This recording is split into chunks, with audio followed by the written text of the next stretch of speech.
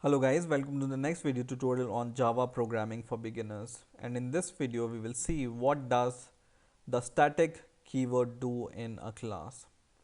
So in the last videos which I have been showing you, you may have seen the usage of this keyword static with some member method or member variables of a class. And you may be curious, what is the meaning of this is not just we are putting like this. It has some meaning. So the meaning behind the static keyword is whenever you declare your member as static, the static member belongs to the class instance instead of some specific instance of a class. So let me give you an example and then we will see it once again. So I have a class called hello and which contains two methods. One is a static method and other is a non-static method. Static method means I have added static keyword to this, and this method is not doing much. It's just taking string as an argument and it's returning this string in as whatever we pass back. And the same method we are using here, it has a different name which is do something else, and this does not have any static keyword in it. Okay, so whenever we declare the instance of a class, for example hello is equal to new hello, the static member is shared by, so whenever you create an instance you can create many instances of, for example, hello 1, hello 2. The static member method will be shared by every instance. Okay, and the static member only belongs to the class, not to the instance. So it will not belong to the instance of a class, but it will only belong to the class itself.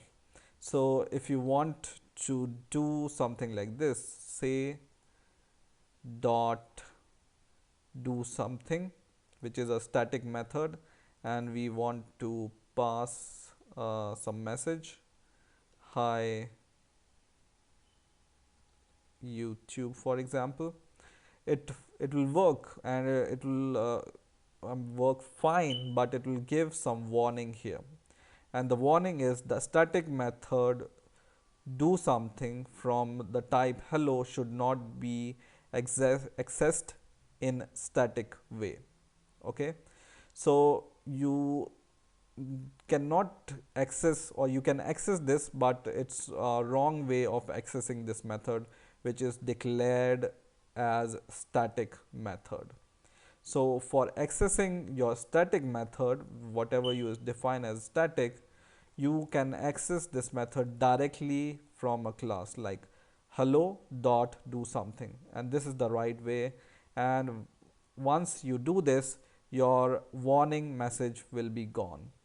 Okay, but a non-static method, when you try to access, so this hello is my class name dot do something is not, something else is not available in this class, right?